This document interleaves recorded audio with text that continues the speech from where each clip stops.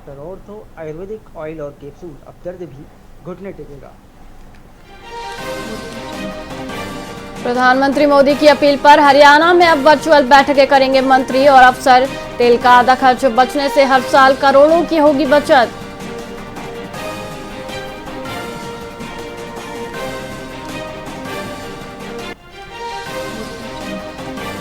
NEET paper leak मामले पर सिरसा सांसद कुमारी सैलजा ने उठाए सवाल। केंद्रीय शिक्षा मंत्री की जवाबदेही तय करने और एनटीए की कार्यप्रणाली की जांच की मांग की।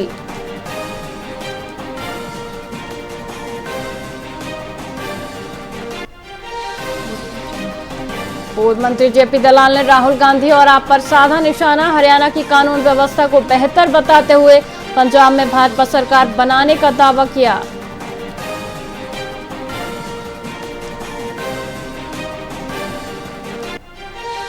हरियाणा कांग्रेस अध्यक्ष के आवास में घुसपैठ मामले की जांच के लिए 2 टीमें गठित। डीएसपी ने हमले या एक्सटॉर्शन गैंग की बात से किया इनकार। संदिग्धों की तलाश जारी।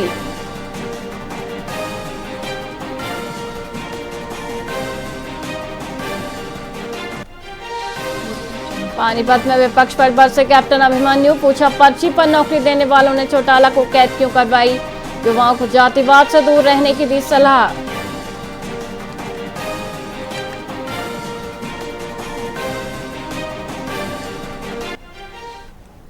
नमस्कार, आप देख रहे हैं वीआईपी न्यूज और मैं हूं आपके साथ वैशाली श्रीवास्तव। आइए रुक करते हैं खबरों की ओर। पानीपत पहुंचे केंद्रीय मंत्री मनोहर लाल ने अंत्योदय फाउंडेशन के तत्वावधान में स्कूली छात्राओं को साइकिलें वितरित की। इस दौरान उन्होंने अपने स्कूली अनुभव साझा करते हुए कहा कि वे वर्षों से निजी और ट्रस्ट के माध्यम से सामाजिक कार्यों में योगदान दे रहे हैं ताकि बेटियों को स्कूल आने जाने में परेशानी ना हो। केंद्रीय मंत्री ने प्रधानमंत्री नरेंद्र मोदी के आह्वान का समर्थन करते हुए जनता से पेट्रोल और गैस की खपत कम करने और स्वदेशी अपनाने की अपील की, जिससे देश आर्थिक रूप से और मजबूत हो सके। ये ठीक है कि आज एक प्रत्यक्ष जो कार्यक्रम का आप लोगों को बुला करके बताया गया कि ये कार्यक्रम ऐसा है। अन्यथा इस प्रकार के काम मैं अपनी ट्रस्ट की हैसियत से भी, व्यक्तिगत दृष्टि से भी, समाज के नाते से काम करने का अनुभव बहुत पुराना होने के नाते से लगातार मैं करता रहा हूँ। जैसे हमारे संजय भाई जी ने बताया कि पार्टी ने भी मुझे एक बार अंत्योदय का ये दायित्व दिया था और 3 साल तक देश भर में घूम करके इस प्रकार के काम करने का मुझे मौका मिला। ये अलग बात है कि सरकार के मुखिया होने के नाते फिर उसमें उतना समय नहीं लगा पाया, क्योंकि सरकार की ओर से इतने सारे काम किए जाते हैं, उसमें वो सब सरकार के फोकस के कारण करते रहे।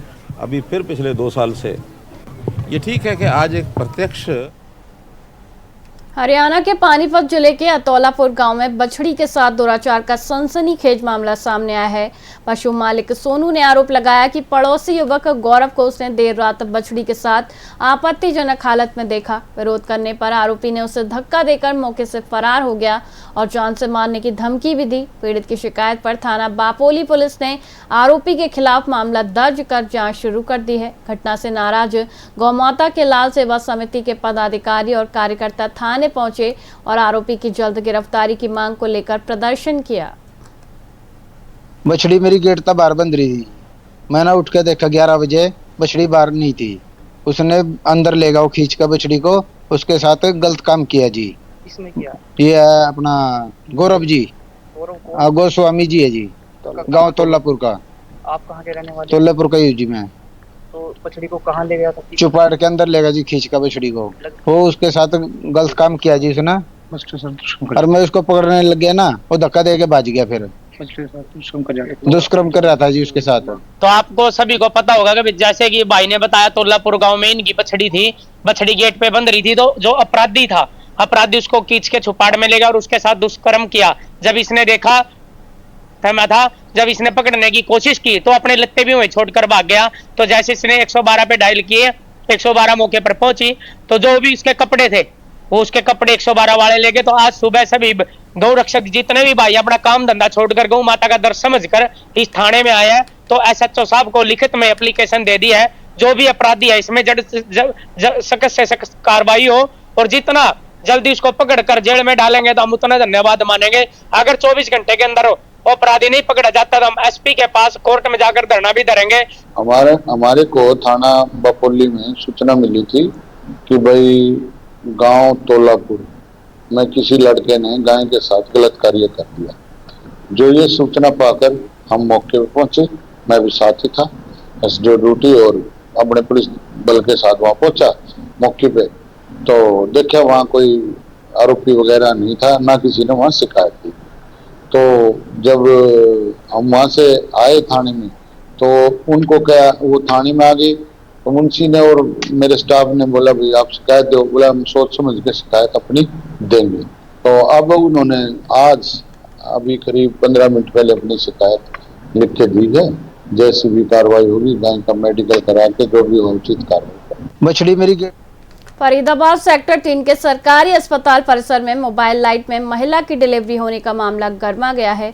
मुख्यमंत्री और स्वास्थ्य मंत्री के आदेश पर जांच करने पहुंचे NHM director doctor Virendra Yadav ने अस्पताल प्रबंधन की जमकर क्लास लगाई। जांच के दौरान ड्यूटी से नदारद मिली स्टाफ नर्स और चतुर्थ श्रेणी कर्मचारी के खिलाफ सख्त कार्रवाई के निर्देश दिए गए हैं। भविष्य में ऐसी लापरवाही रोकने के लिए अस्पताल के सभी मुख्य द्वार रात में भी खोलने और प्रवेश द्वार पर 24 घंटे एम्बुलेंस तैनात रखने की व्यवस्था लागू कर दी गई है। फिलहाल जच्चा बच्चा दोनों पूरी तरह सुरक्षित हैं। एक हॉस्पिटल प्रीमाइसेस में एक बाहर डिलीवरी हुई, उसका संज्ञान लेने के बाद माननीय स्वास्थ्य मंत्री और डायरेक्टर जनरल के दिशा निर्देशों के बाद मैं यहाँ पर पहुँचा हूँ और उसमें हम इंक्वायरी कर रहे थे कि इसका क्या कारण था। उसमें कुछ चीज़ों जो खामियां या खमियां पाई गई हैं उनको दूर करने के लिए दिशा निर्देश साथ के साथ दिए। मुख्य जो एक कारण नज़र आया वो ये था क्लास 4 और एक जो रात्रिपाली की स्टाफ नर्स थी, उन दोनों की अवेलेबिलिटी का एक इशू था। ये पहुंच नहीं पाए सर। कैसे नहीं पहुंच पाए? यहाँ पे कोई आवाज़ लगाई थी, कोई नहीं सुनाई नहीं करवाई। अच्छा, गेट बंद था? हाँ जी। तो दूसरा रास्ता पता नहीं था आपको? नहीं, उस रास्ते से गेट खुला था, बंद भी नहीं था। जब लॉक हो जाता तो हम आते ही नहीं, वो लॉक खुला था उसका, हम अंदर भी आ गए थे और ये लोग नहीं जा पाए। ऊपर आवाज़ लगाई मेरे देवर लोगों ने, दोनों गेटन पे आवाज़ लगाई थी चिल्ला चिल्ला के, कोई नहीं सुनवाई करा। तब तक मेरी डिलीवरी हो गई थी। उसके बाद मिली? हाँ जी। एक फरीदाबाद में कैबिनेट मंत्री विपुल गोयल ने केंद्रीय राज्य मंत्री कृष्णपाल गुर्जर द्वारा दिशा बैठक में उठाए गए नगर निगम से जुड़े मुद्दों की जांच कराने की बात कही। उन्होंने कहा कि संबंधित अधिकारियों और कार्यों की पूरी जांच होगी और दोषी पाए जाने पर सख्त कार्रवाई की जाएगी। कांग्रेस प्रदेश अध्यक्ष राव नरेंद्र के घर चोरी की घटना पर उन्होंने इसे निंदनीय बताते हुए पुलिस जाँच में जल्द आरोपियों की गिरफ्तारी की बात कही। पानी निकासी की व्यवस्था की बात हो, चाहे रोड का चौड़ीकरण की बात हो, चाहे पार्कों के जीर्णोद्धार की बात हो, उसके साथ साथ सी गांव का भी 18 करोड़ रुपए जो सैंक्शन होकर उसको मंजूरी मिल गई है। जल्दी सेक्टर सी गांव का भी सामूहिक विकास जो है पूरा का पूरा होने का काम हम लोग शुरुआत करेंगे। तो आज वही आयोजन था, सब लोग इकट्ठे हुए, सब लोगों के साथ वार्तालाप हुई और आगे भी जो कमियां रह गई हैं, चाहे स्टोटर्फ की बात हो, चाहे हॉकी पिच की बात हो, वो लोगों के संज्ञान में लाया गया कि उसको भी हमने सैंक्शन कराने के लिए चंडीगढ़ भेज दिया है। जल्दी वो सैंक्शन हो जाएगा और सी गांव के बच्चों को यहीं पर ही प्रैक्टिस के लिए हॉकी पिच मिलने का काम।